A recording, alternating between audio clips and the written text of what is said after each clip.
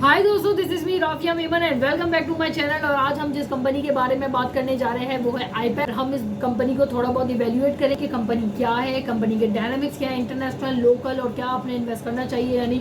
तो चले वीडियो को शुरू करते हैं। कंपनी 2015 के अंदर जो है वो इस्टेब्लिश हुई। इसने बीओपी फिल्म्स बनाना स्टार्ट करी, फिर इसने सीपीपी फिल्म्स बनाना स्टार्ट करी और मार्केट के अंदर ये पेनिट्रेट करना इसने स्टार्ट कर दिया। ट्राईपैक जो है और मैकपैक जो है इसके मेन कॉम्पिटिटर्स हैं। ट्राईपैक का जो है वो इंटीरियर से इनकी में बहुत ज़्यादा होल्ड है। आईपैक जो है वो पंजाब साइड पे, साउदर्न साइड पर बाहर बेस्ड है। इसका मैन्युफैक्चरिंग प्लांट वहाँ पर है। इन्होंने ट्राईपैक को थोड़ी बहुत मात देते हुए थोड़ा मार्केट शेयर जो है वो कैप्चर कर लिया इन द पास्ट ईयर्स के अंदर। और अभी जो है वो नॉट कंपेयर टू द ट्राईपैक के बिल्कुल उस पर नहीं आ गया मार्केट शेयर पे। अगर मैं बात करूँ ट्राईपैक 60% है तो आपका पैटपैक 40% होगा। ठीक है, उसके बाद बात करते हैं थोड़ा सा, हम बात कर लेते हैं स्ट्रक्चर पे। तो आईपैक के अंदर जो है वो सी पैक आती है, पैटपैक आती है, ग्लोबल पैकेजिंग आता है और आईपैक कनेक्ट पैकेजिंग आती है। तो ये चार आती है। उसके बाद अगर मैं एक्सपेंशंस की बात करूँ तो टोटल इनकी कैपेसिटी है 152660, यानी कि 1,52,660 टन जो है कैपेसिटी इनके पास है कि ये अपना फिल्म्स वगैरह बना सकती हैं, जिनमें से अवेलेबल कैपेसिटी है 1,13,000 जो है वो कैपेसिटी इनके पास अवेलेबल है। जिनमें से इनके जो दो प्लांट है सीपीपी और बॉटपैक वाले वो टैक्स एग्जेम्प्ट हैं टिल 29 तक। और अपार्ट फ्रॉम दैट बॉप जो है बीओपीपी यानी कि जो जीपैक के अंडर आती है फिल्म्स प्रोडक्ट जो आती है वो जो है प्रोडक्शन जो है इसकी ऑलमोस्ट जो है वो स्टार्ट हो चुकी है, जिस वजह से इनकी कैपेसिटी इंक्रीज़ हो गई है। अगर मैं रॉ मटेरियल की बात करूं तो इनके मेजर रॉ मटेरियल जो है वो प्लास्टिक दाना हम जिसे कहते हैं वो है पीपीपी जो इंटरनेशनली इंपोर्ट होता है। तकरीबन 55% होमोपॉलीमर जो है वो इंपोर्ट होता है और मिडिल ईस्ट की तरफ से जो है वो सारा का सारा इंपोर्ट होता है।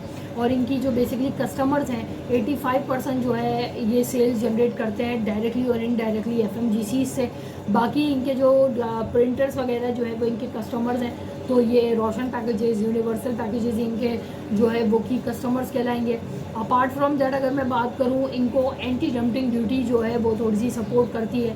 नेशनल टैरिफ पॉलिसी 2019-24 जो है वो ये कहती है कि इंपोर्ट के ऊपर बेसिकली एक कोटा लगा दिया गया है कि इतनी ही आप इंपोर्ट कर सकते हो। अपार्ट फ्रॉम दैट अभी अगर मैं लोकल मार्केट की बात करूँ तो 500 से 600,000 टन या 600 टन जो है मार्केट में ऑलरेडी पड़ा हुआ है माल, यानी डिमांड से ज़्यादा जो है वो सप्लाई पड़ी हुई है। And that's the reason packaging industry थोड़ा सा स्ट्रगल कर रही है।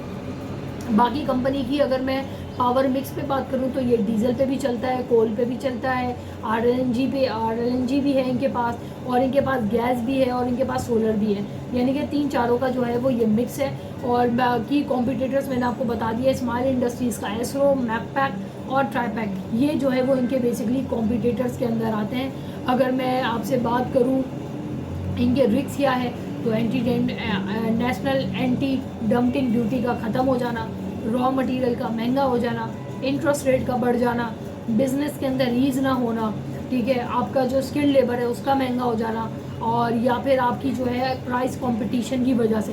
यानी कि अब आप ये देखें कि ट्राईपैक भी अपनी एक्सपेंशन कर रही है, मैकपैक भी अपनी एक्सपेंशन कर रही है, अगर सभी, और आईपैक भी आ रहा है वो भी एक्सपेंशन कर रही है। बाद में गोइंग फॉरवर्ड एलपी यानी लाहौर पॉली भी जो है वो आ जाएगी मार्केट के अंदर। तो अगर सभी एक्सपेंशन कर रहे हैं तो प्राइस कंपटीशन जो है वो बढ़ जाएगा मार्केट में, तो सब अपनी लोअर प्राइस पे रखेंगे हो तो लोकल मार्जिन जो है वो थोड़ा सा श्रिंक हो सकता है। इंटरनेशनली तो ऑलरेडी आप प्राइस कॉम्पिटिटिव में ही रहते हैं। तो कंपनी जो है वो ओवरऑल अपना जो है वो एक्सपोर्ट्स करती है मेजरली मिडिल ईस्ट में। बाकी अभी मैनेजमेंट भी यही कहती है कि यूएस और वगैरह में ये फर्दर अपने जो है वो करेगी।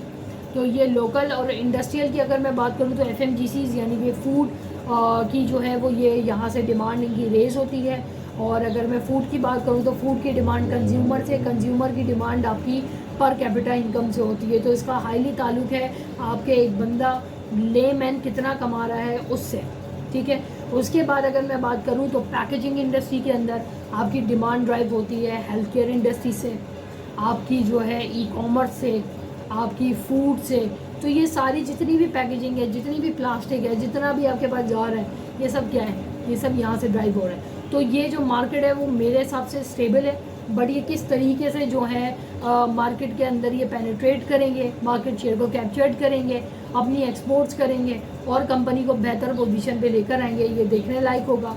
अपार्ट फ्रॉम दैट, अगर आपको एक कंपनी को एनालाइज करना है और ये देखना है कि आपको इन्वेस्ट करना चाहिए एज ए इन्वेस्टर और नॉट, तो मैं आपको ये कहूँगी कि आप जो है इनके कॉम्पिटिटर्स जो कि ऑलरेडी लिस्टेड है मैकपैक और ट्रैपैक को स्टडी कर सकते हैं। अपार्ट फ्रॉम दैट, जो इनका प्रोस्पेक्टस जिन्होंने दिया है आप उनकी डिटेल में एनालिसिस कर सकते हैं।